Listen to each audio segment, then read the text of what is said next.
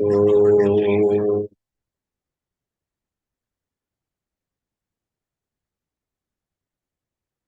शान्ताकारं भुजगशयनं पद्मनाभं सुरेशं विश्वाधारं गगनसदृशं मेघवर्णं शुभाङ्गं लक्ष्मीकान्तं कमलनयनं योगिभिर्ध्यानगम्यम् वन्दे विष्णुं भवभयहरं सर्वलोकैकनाथम्।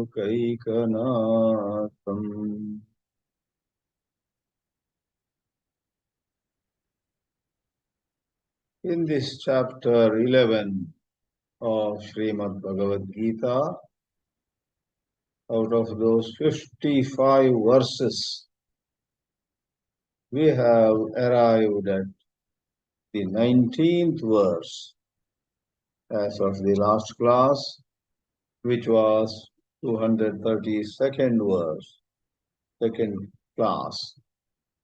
Today, this morning in India,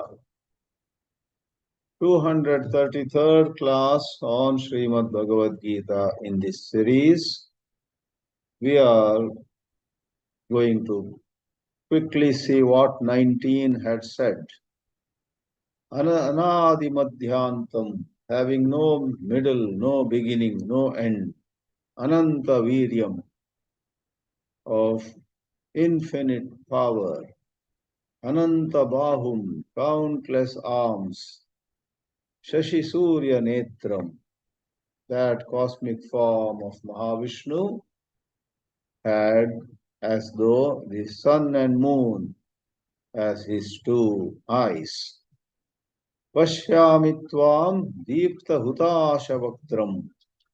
I see you here with your mouth having a huge fire emerging from it. Hutashana is fire. Swatejasa vishwamidam tapantham. With your brilliance, you are lighting up, nay, heating the whole universe up. Sri Shankaracharya commented, giving all the direct meanings, and basically he has given the Vigraha Vakya for the compounds, explaining them. Otherwise, there is no further extra explanation. Tapantam means tapayantam. That's one extra word he has provided. We go now how Arjuna further praises Sri Krishna's form, describing it in his own words.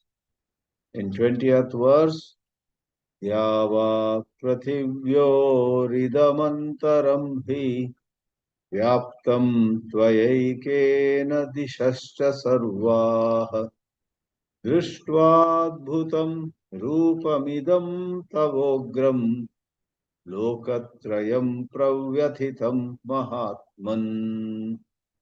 O Mahatma, Arjuna calls Sri Krishna Mahatma, great soul, the great spirit, way above all else in this entire creation.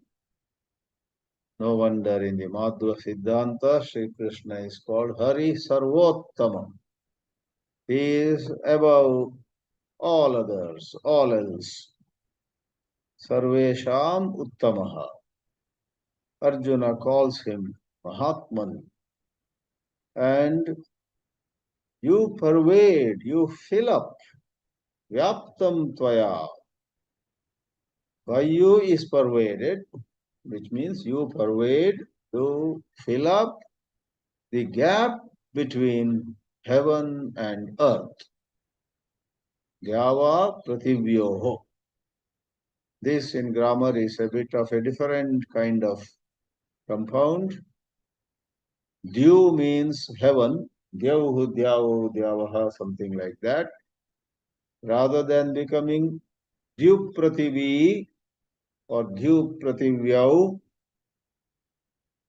it becomes Dhyava Prathivyau. So there are some such compounds which don't go by the regular rules. Dhyava Prathivyau is the Dvandva Samasa, and their sixth case is Dhyava Prativyoho. Just as Nadi becomes Nadyoho in Shashti Vibhakti Dvivachana. Nadyaha Nadyoho Nadinam. Nadyoho Nadishu. So, those with an eye on the grammar and structure may have their eyebrows going up. Why is it Dhyava Prativyoho? The answer is that is how it is. They are exceptional structures. Dhyava Prativyoho Antaram. The gap between Dyuloka, Devhu, and Prathivi, the earth, is filled by you. I do not see any gap left. Ekena tvaya vyaptam. By you, all alone by yourself, it's filled.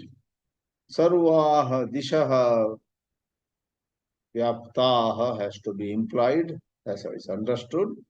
All the directions you seem to fill.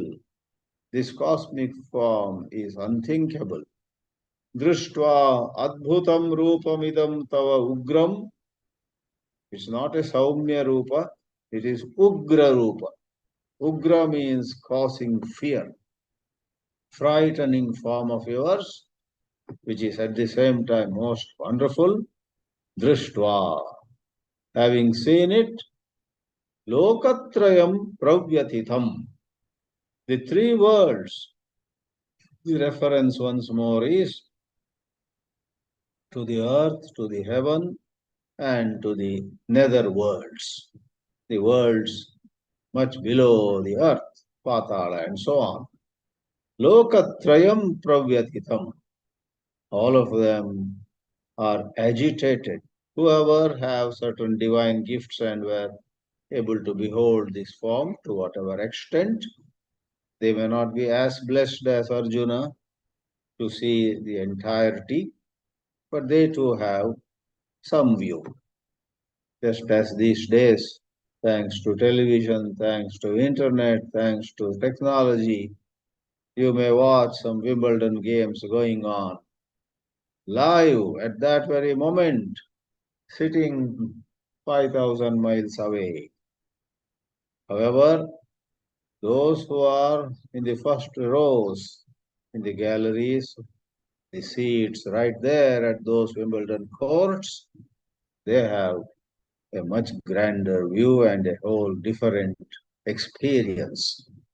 So let's not go into those details. Lokatrayam pravyatitham. Quite possibly many of the people in the world could not see. How can they see? They don't have the divine gift. But even hearing about it, even getting some reports about it, they are agitated. They cannot think of anything else at this moment. Shankaracharya again gives a simple interpretation. Dhyava prativyoho idam antaram. That inner space, interspace, is called antariksha. Bhashyakara supplies that word. Antariksham. Dhyava prativyoho antaram. Antariksham iti uchyate. Tad vyaptam. Vishwarupadharena. After assuming this cosmic form, you fill up all these spaces. Sarvaha dishaha vyaptaha. Drishtva upalabhya adbhutam vismapakam rupam. Vismaya means wonderment. And causing vismaya is vismapakam. Vismayakarakam ityartha. Ugram kruram lokanam trayam lokatrayam pravyatitam bhitam afraid. What will happen now? They are anxious. Bhitam prachalitam va. Pravyatitam can also mean uh, getting scattered. One is afraid, another is getting scattered. So because prachalitam has that meaning and pravyatitam, because vyatitam could be psychologically or could even be physically. Therefore, Shankaracharya gives two meanings. For, as a Tippankara also mentions, the word vyatha, from which vyatha, well-known word vyatha means worries, anxiety and so on. The word or the verbal root vyat also has the meaning of moving. So pravyatitam means prachalitam, that means getting scattered. Thus, Arjuna is very expressive. Arjuna, a great Kshatriya, he is not a speaker or writer, he is not a scholar or professor, but here from his heart come out all these words. These days, at many places, it is said, modern generation especially, they are not expressive enough. Go to colleges and give a lecture, at the end of it all, ask any questions, hardly anybody asks. The younger generation, there seems to be some generation gap also at times, whatever it is. Many places, they are not so expressive. Why? Could be because they are hesitant, their mind is distracted, with mobiles in their pockets. They are very eager to see what messages have come when the lecture was going on. All kinds of distractions. Today we have a society which is digitally distracted.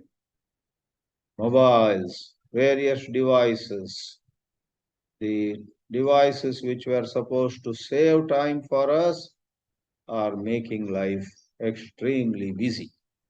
Arjuna here gives expression, self-expression, and he expresses his own sentiments, also expresses in a very picturesque language the Vishwarupa of Bhagavan Sri Krishna.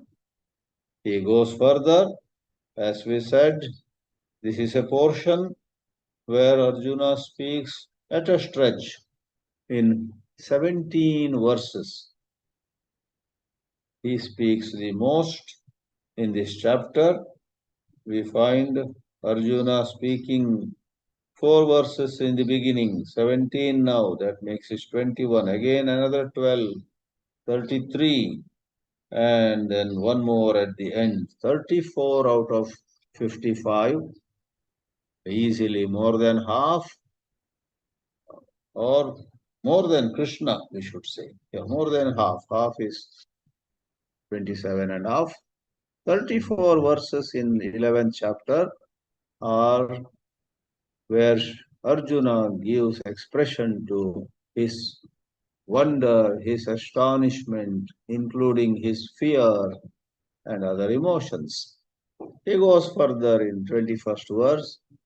Ami hitva sura sangha vishanti kechidbhitaah pranjalayo grinanti स्वस्तीत्युक्त्वा महर्षि सिद्ध संघाः स्तुवन्ति त्वां स्तुतिभिः पुष्कलाभिः. Bhashyakara Shankaracharya connects us to this 21st verse, saying just a few words.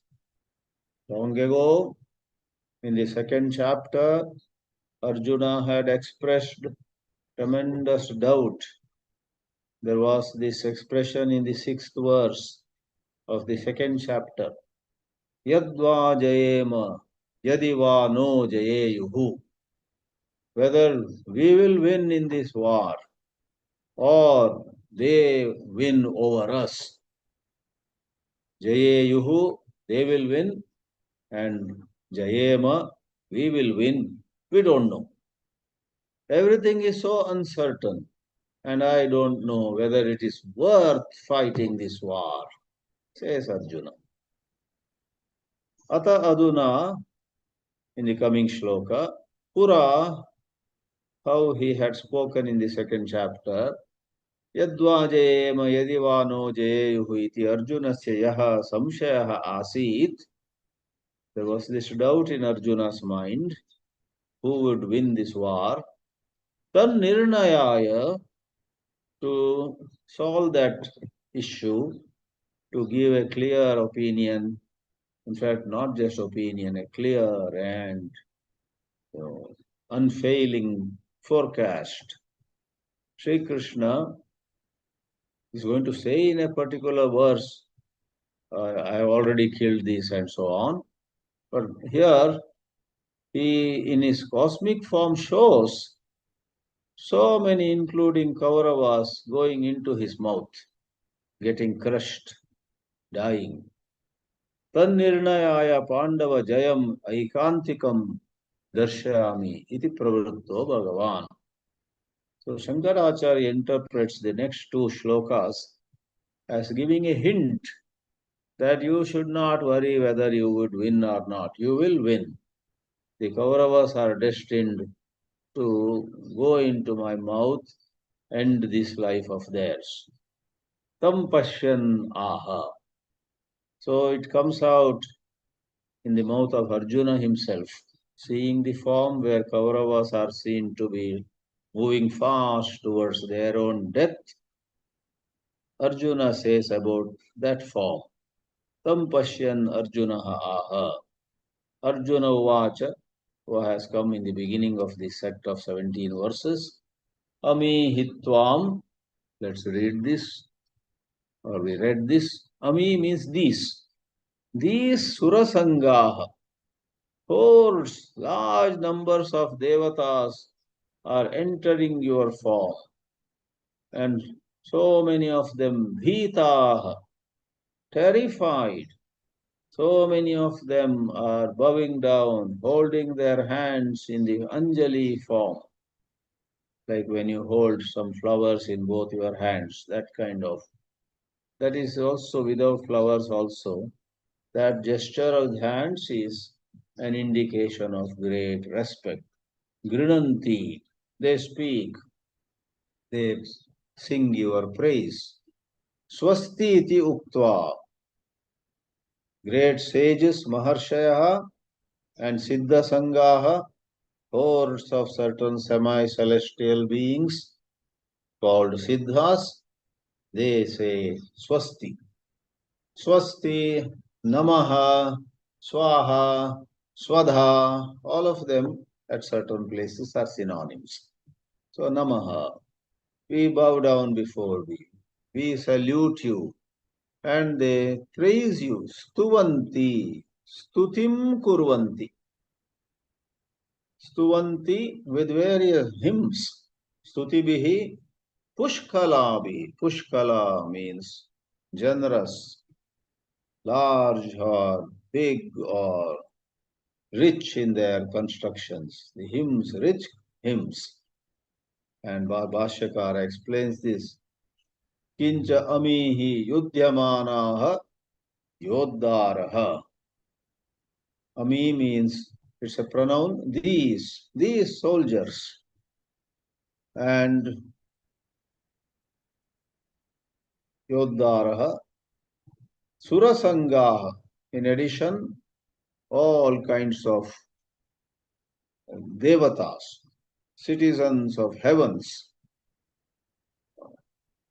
But if it is taken, the Yudhyamanaha is taken as adjective to Surasangaha, the implication is devatas are not on the ground here fighting the war, but certainly they are behind this war.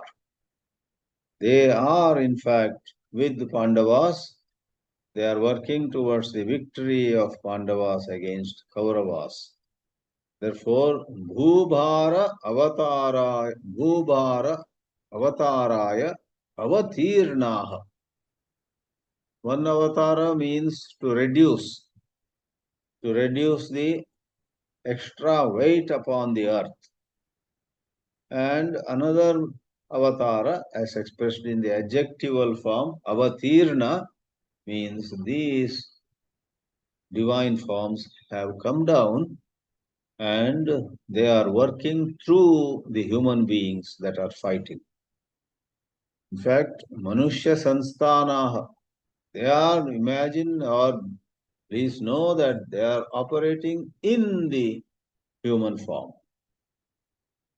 With the soldiers not knowing, these devatas are in them now to make Pandavas win and Kauravas lose.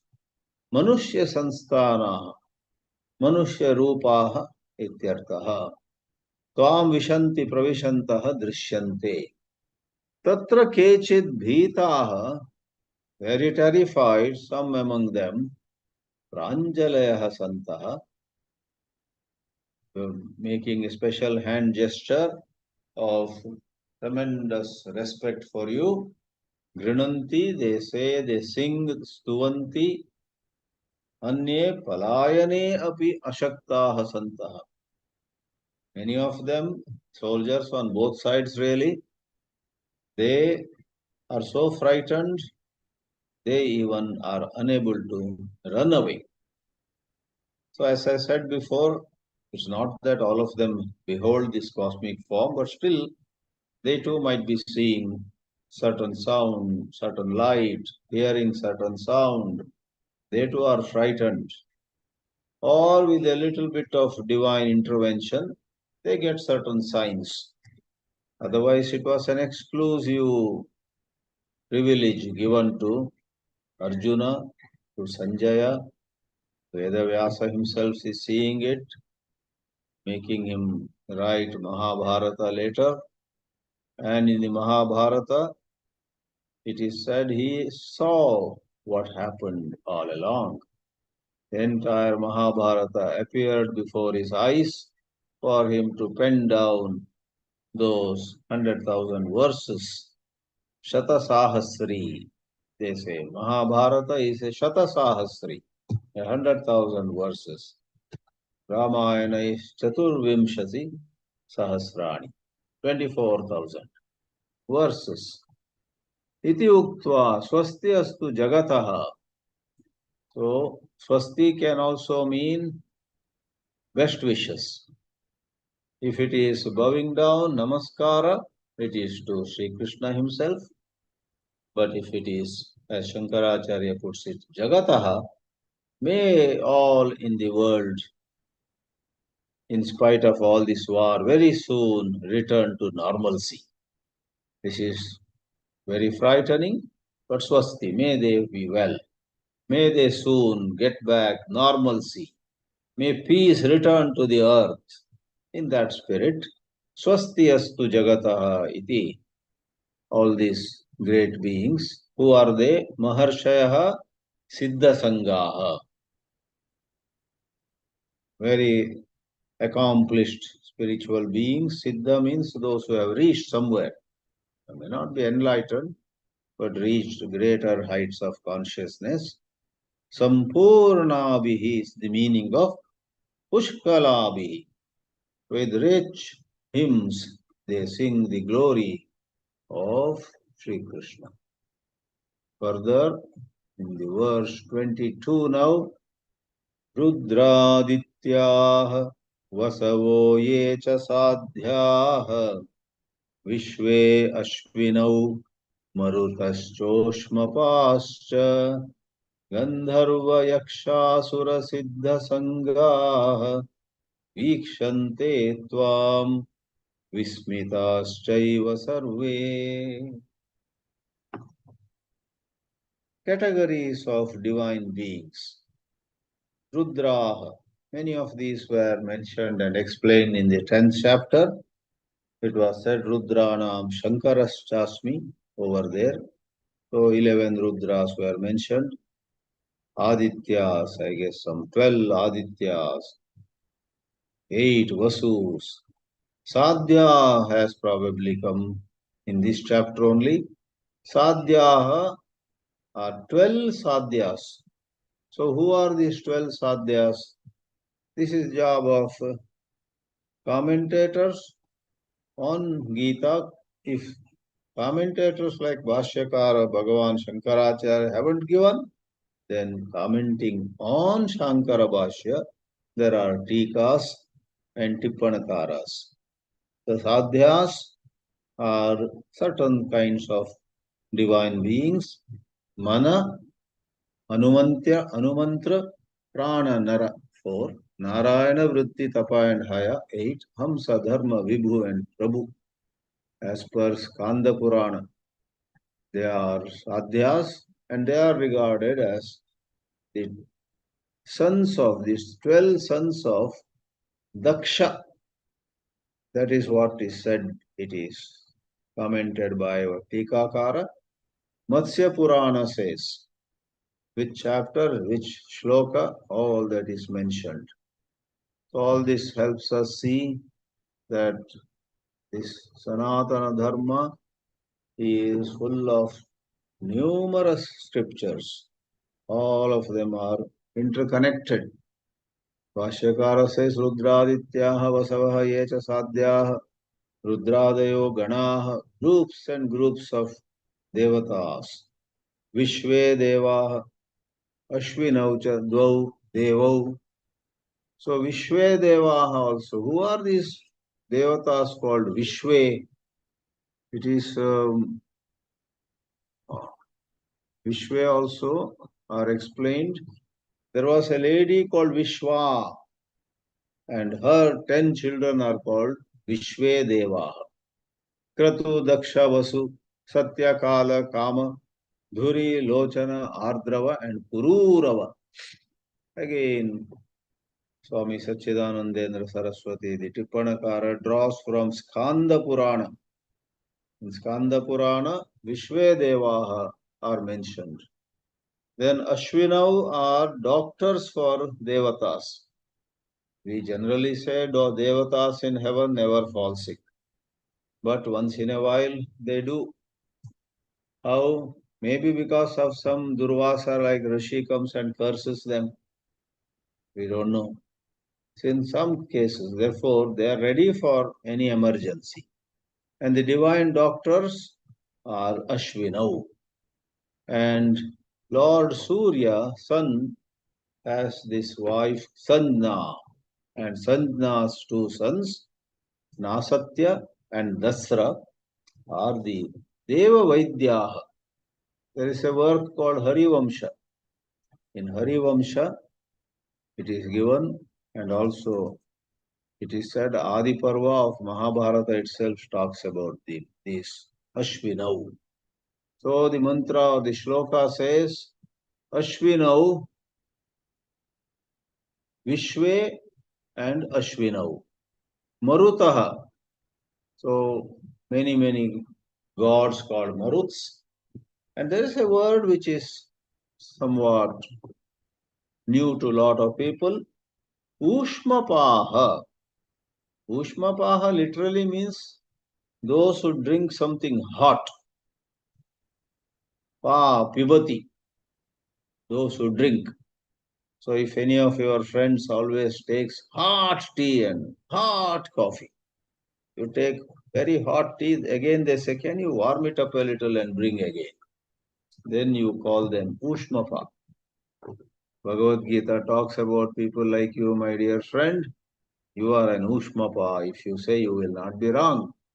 So who are Ushmapas otherwise? Again, referring to some tippanas, which I have access to, it is said, Ushmapaha are Pitraganas.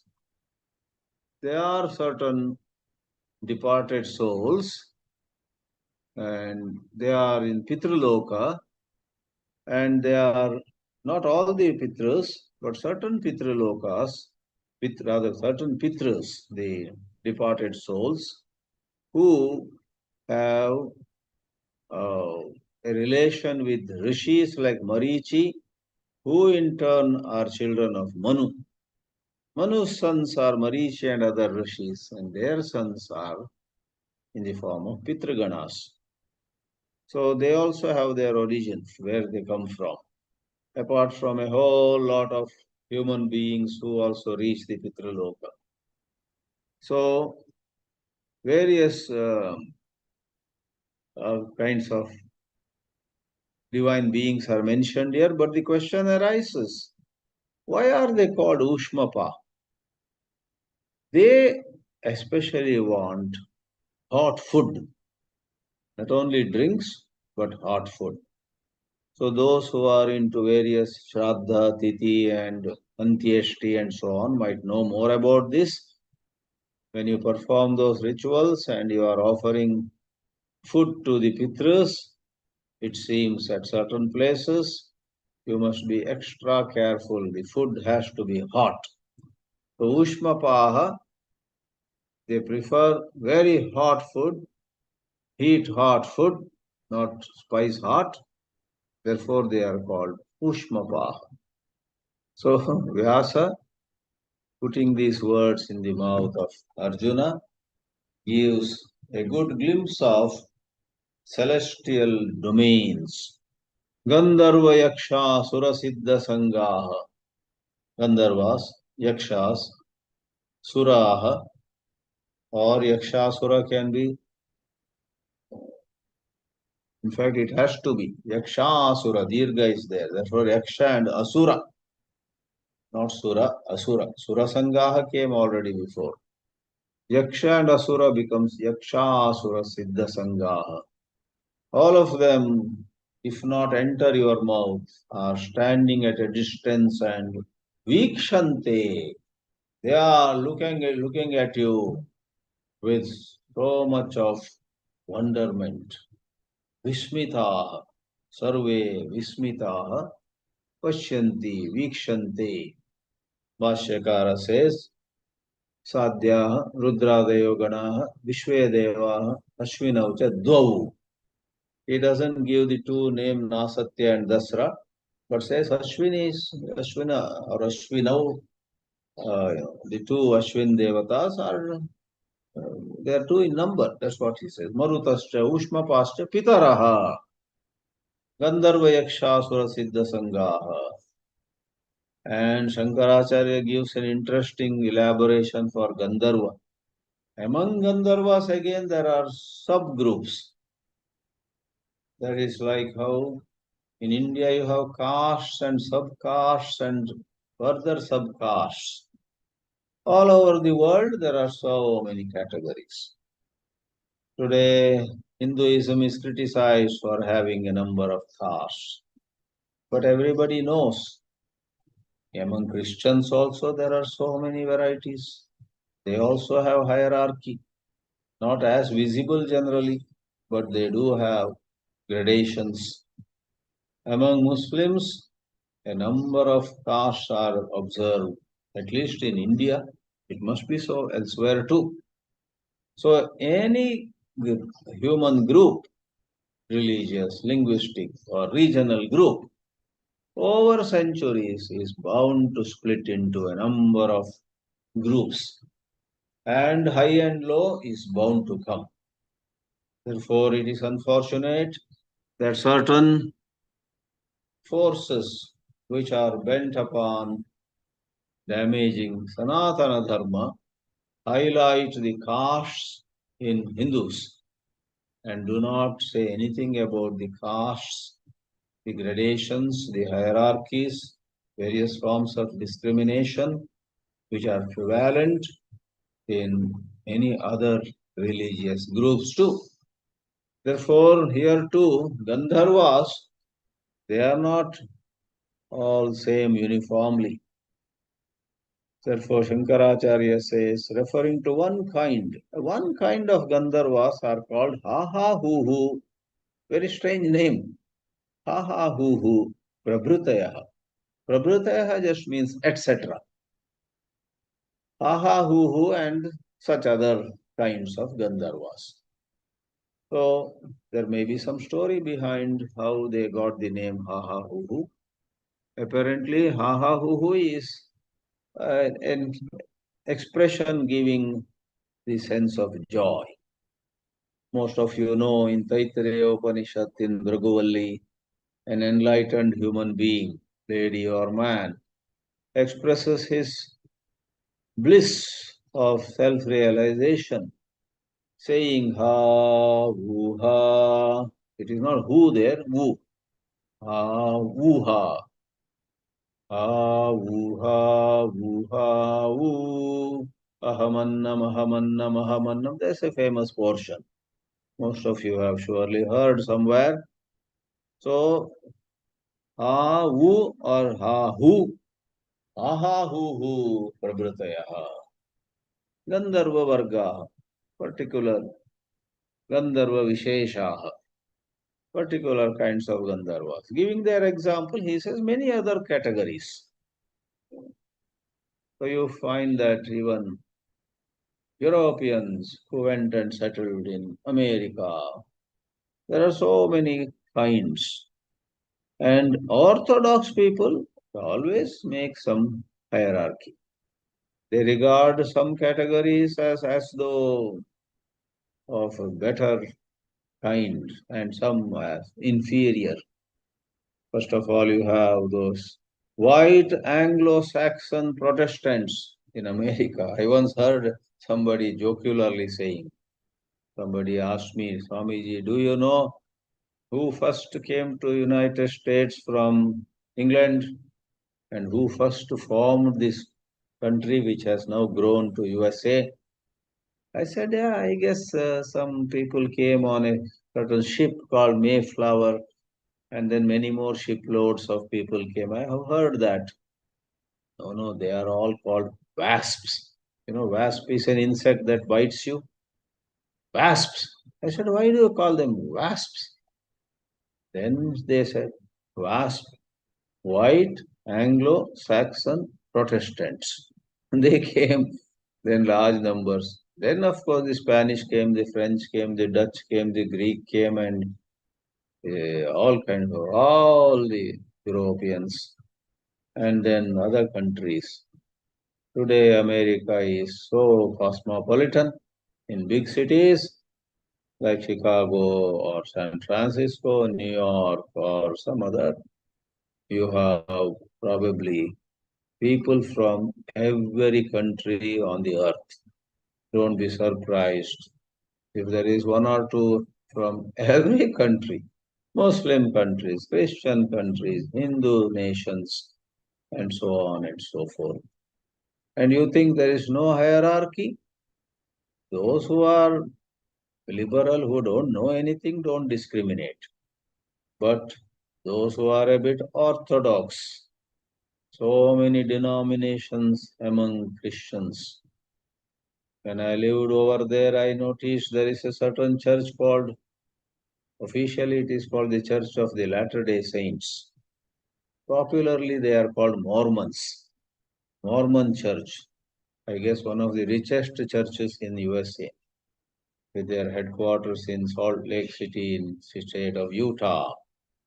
So these Mormons, I was surprised to hear, they have beautiful, fabulous, majestic churches. And in many of their churches, if not all, certain inner portion of the church is not open to all, not even to all Christians. It's only to Mormons. Mormons alone can go beyond a certain point. So you have these dividing lines. Anyway, the topic presently is not about these divisions as such. Here it is the rich description of the grand form Sri Krishna shows. Yakshaha Kubera Prabhritaya. Kubera, the god of wealth, is himself going by community Yaksha. Yakshaha Kubera Prabhritaya. Asuraha Virochana Prabhritaya. What a wonderful example Sri Shankaracharya gives, because not only Virochana is the king of Asuras, whom you may call loosely demons or daityas or rakshasas, though there are distinctions between these different words. Virochana is not only famous in the Puranas, but he is known in the Upanishads. In Chandogya Upanishad, the last chapter, namely the 8th chapter, as Asura Raja, Virochana and Devaraja, Indra, going to Prajapati for the highest wisdom of Brahman, Brahma Vidya, Jidnasu. And Prajapati teaches them both. Virochana, because of certain impurity in his mind, without even understanding fully, returns home, imagining that he had got Brahma Vidya. He had hardly understood anything. Indra also starts walking back, but halfway he realizes, he thinks, I don't think I know Brahman. What Prajapati, the revered Prajapati said, first it seemed I got it fully. I haven't got it. I haven't understood fully. So he walks back. Several times it happens. Indra persists in getting the clearest understanding of Brahman, and in the story, it is Indra who at the end realizes Brahman. He becomes Brahmajnani. That particular Indra. Indra is a position after all. Somebody else might become Indra later on. And that fellow starts again from square one. Anyway, Virochana Prabhritayaha Asuraha Siddhaha Kapiladaya. Kapila was one of the greatest Siddhas. Tesham Sangaha Gandharvayaksha Siddha Sangaha Te Vikshante Te Pashyanti Tvam. They see you, they behold you. Vismitaha Vismayam Apannaha. They are struck by wonder. They are struck by much confusion, much bewilderment. Use word as you like. They were bewildered. What is this? We never thought there is any such thing in this universe. Cannot understand, cannot comprehend. Sarve eva vismitaha vismayam apannaha.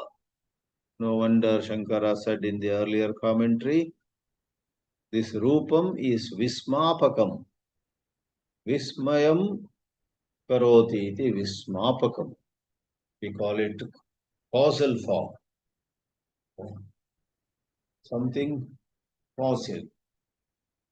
Like pibati is to drink, payayati to make someone drink, and so on. Further, rupam mahatte bahuvaktra netram mahabaho bahubahurupadam bahudaram dan bahudanstrakaralam drishtva lokaha pravyatitaha tatha aham.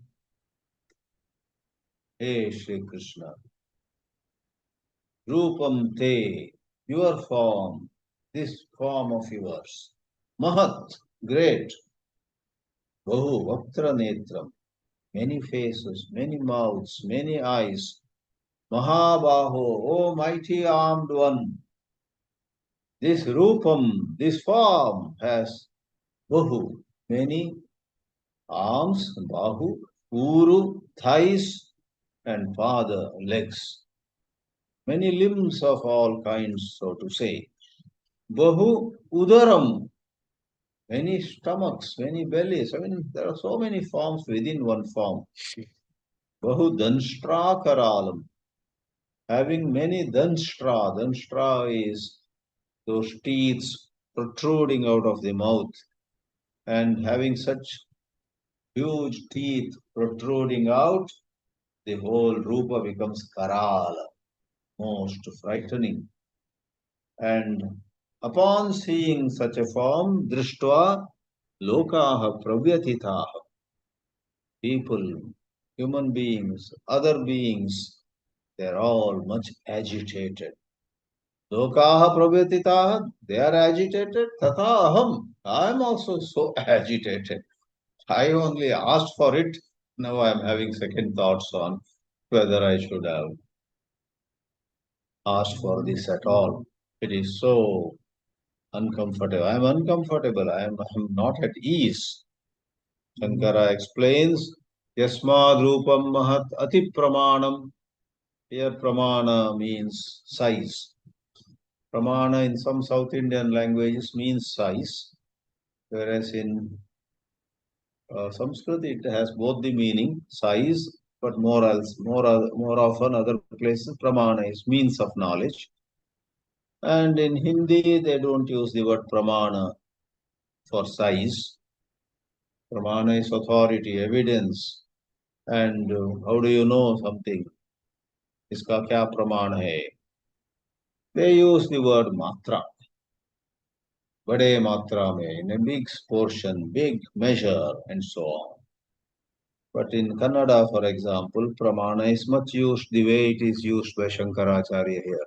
Ati pramanam, of huge size, of huge measure. Basically, multiple meanings come from a word because the root verb, verbal root, ma means to measure. And not just measure, it has multiple meanings, but something around measure. So whether you take the word pramana as North Indians do, what is the pramana? How do you know? What is the basis? Because after all, akin to ma, to measure, the word ma means to recognize. So we have pratyaksha pramana, anumana pramana. How do you know that he stole that necklace? You say, I saw it. I saw the CCTV video capture. He comes and picks up the necklace and quietly moves away.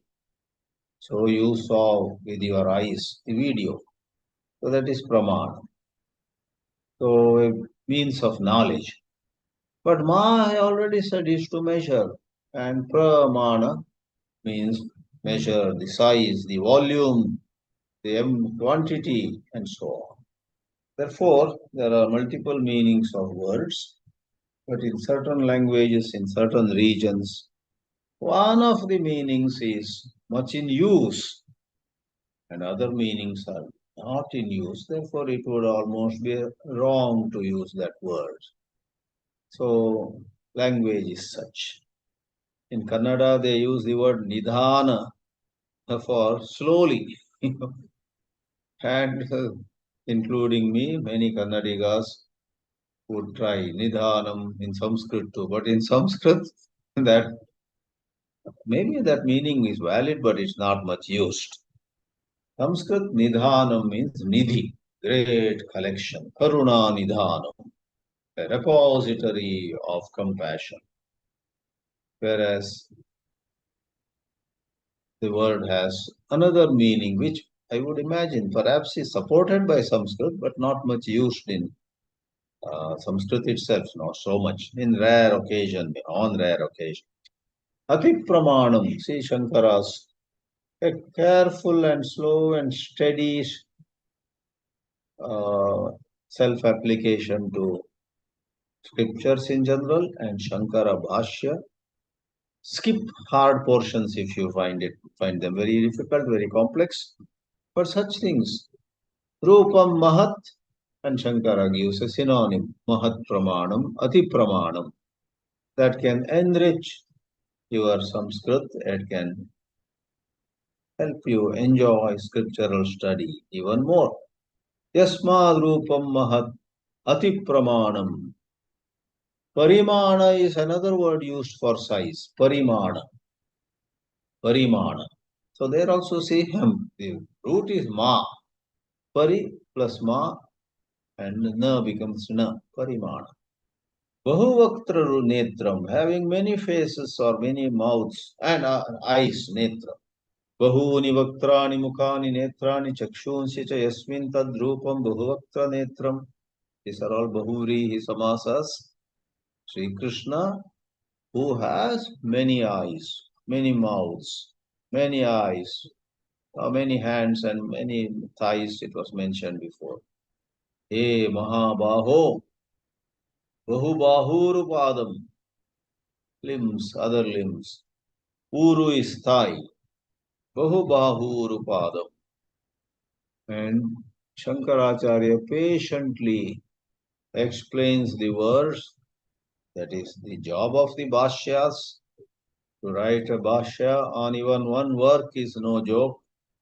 Bhagavan Bhashyakara Sri Shankaracharya wrote an entire Bhagavad Geetā, quite elaborate at places, on 10 Upanishads, probably 11 also, and then on the entire Brahma Sutras, then Sanat Sujatiya, then Vishnu Sahasranama, and so many independent works. No wonder we regard him an avatar of Shiva.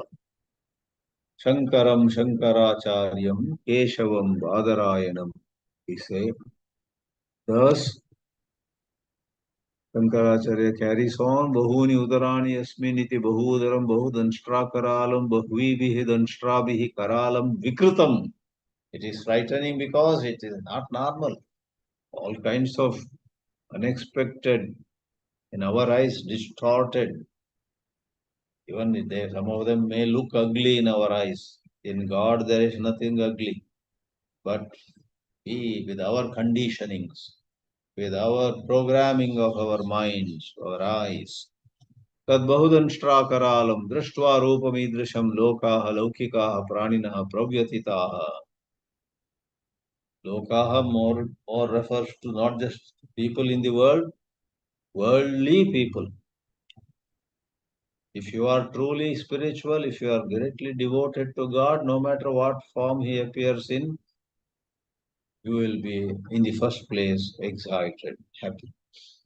Prahlada, who beheld Narasimha's Rupa. Many older people would run away. So frightening was Narasimha. But because he had so much devotion and love of Mahavishnu, though a little awe, little fear, little fright might have risen in him, he stood his ground. He stood with hands brought together in the form of namaskara and watched. Hiranyakashipu was killed in front of Prahlada's eyes, which was so frightening. And Narasimha later picks up Prahlada, keeps him on his thigh, and blesses him. All this in Bhagavata Mahapurana is described, and it is said, even in that frightening situation, Prahlada is full of devotion and he holds his head above his shoulders. It is said when Narasimha asks, what do you want? I can give you any boon today. Prahlada doesn't ask for anything else. Panchadashi quotes his shloka, I guess from Bhagavatam. Give me such devotion to you as worldly people have towards sense objects. Worldly people are very devoted to food and drink, sleep and enjoyments. I want that kind of intense, steady and unwavering devotion to you. Ya priti ravivekana vishayeshu anapayini tva manusmaratasame hridayat mapasarpatu. Vidyaranya quotes it, that's how I know it.